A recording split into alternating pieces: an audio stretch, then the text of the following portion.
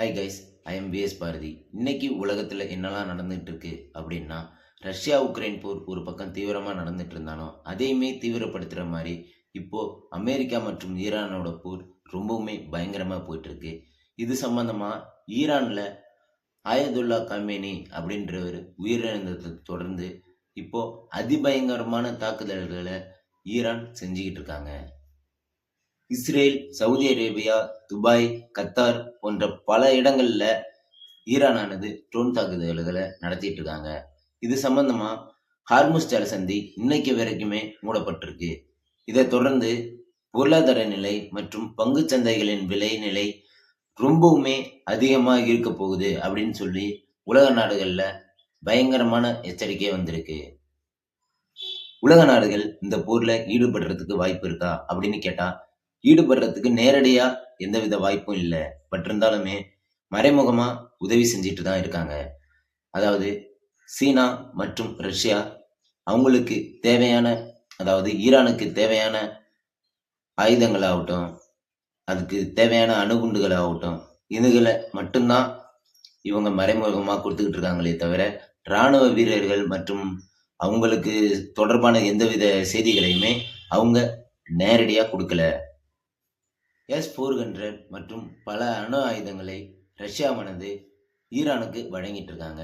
இதனை தொடர்ந்து சீனாவும் பலவித ட்ரோன்களை ஈரானுக்கு வழங்கிட்டு இருக்காங்க. இது போரை ரொம்பவுமே தீவிரம்தான் படுத்திருக்கே தவிர போரை கட்டுப்படுத்துற மாதிரி எந்த ஒரு விஷயமுமே நடக்கவே இல்லை.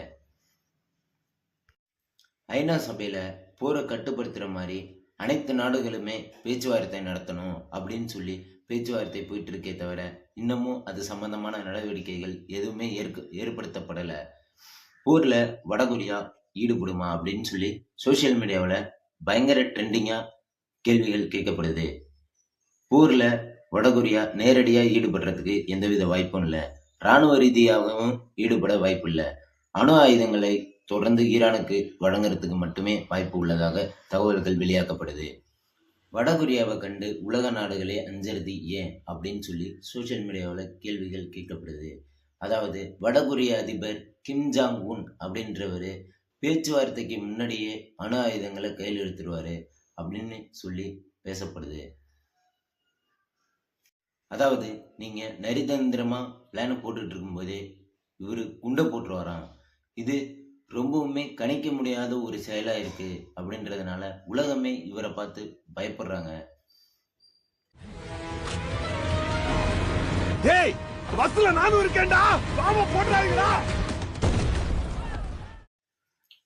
உலகத்திலேயே அணு ஆயுத சோதனை தடையை மீறி தொடர்ந்து அணு ஆயுதத்தை அதிகமா பயன்படுத்திட்டு வர்ற நாடு வடகொரியா அப்படின்னு பேசப்படுது.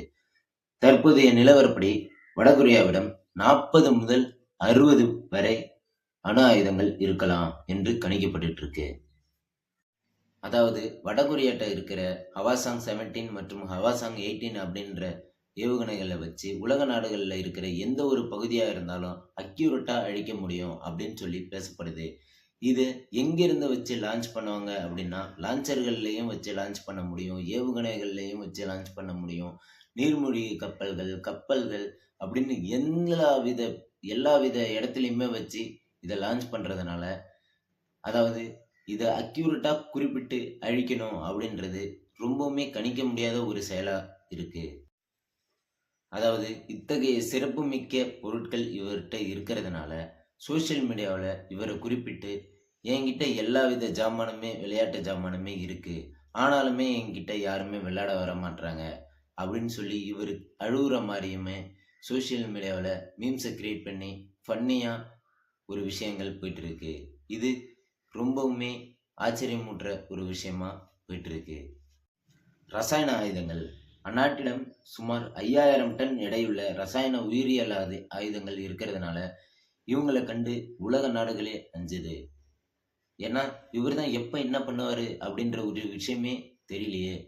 இவர்கிட்ட ஏதாவது வம்பு வச்சுக்கிட்டோம் அப்படின்னா, போருக்கு முன்னாடியே ஏதாவது பண்ணிட்டாருன்னா என்ன பண்றது அப்படின்னு சொல்லி உலக நாடுகளே கொஞ்சம் பயத்துல தான். டப்பா புள்ளியும் கூட எல்லாம் படம் பாக்குறியாமா? நான் யார் கூட படம் பார்த்தா உனக்குண்ணா? எங்க கூடயும் படம் பாக்குறது, பெரிய பெரிய படம் எல்லாம் காட்டுறோம். ஜேம்ஸ் பாண்ட் படம். சரி, அவரை பத்தி பேசினா பேசிக்கிட்டே இருப்போம். வாங்க இப்போ இதுல என்ன நடந்துச்சு அப்படின்னு பார்க்கலாம்.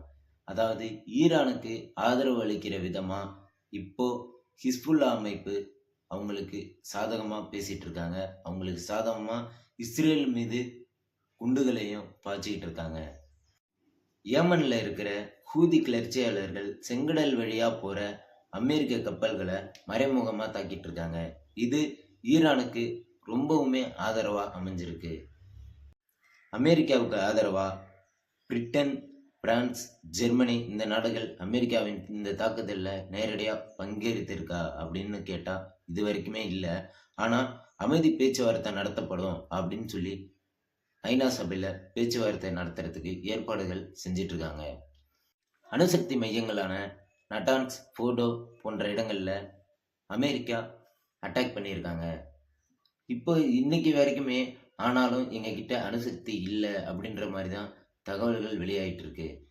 அணுசக்தி ஏற்படுத்துகிற மாதிரி பொருட்கள் எங்ககிட்ட இருந்தாலும் அணுசக்தி, அணுகுண்டுகள் இது போன்ற தயாரிப்புல நாங்கள் ஈடுபடலை. எங்கள் நாட்டோட தேவைக்காக மட்டும்தான் நாங்கள் வச்சிட்டு இருக்கோம் அப்படின்னு தகவல்கள் சொல்லிட்டு இருக்காங்களே தவிர இது வரைக்குமே அந்த இடத்துல தாக்குதல் செஞ்சுமே அது சம்பந்தமான ஒரு ஒரு பிரதிபலிப்பு வெளியே வரவே இல்லை. இன்னைக்கு முக்கியமான தகவலோட உங்களை நான் சந்தித்ததில் ரொம்ப சந்தோஷமா இருக்கு. இது தொடர்பாக அடுத்தடுத்த தகவலை பற்றி தெரிஞ்சுக்கணும் அப்படின்னா விஎஸ் பாரதி சேனலை சப்ஸ்கிரைப் பண்ணி சப்போர்ட் பண்ணுங்க. நன்றி, வணக்கம்.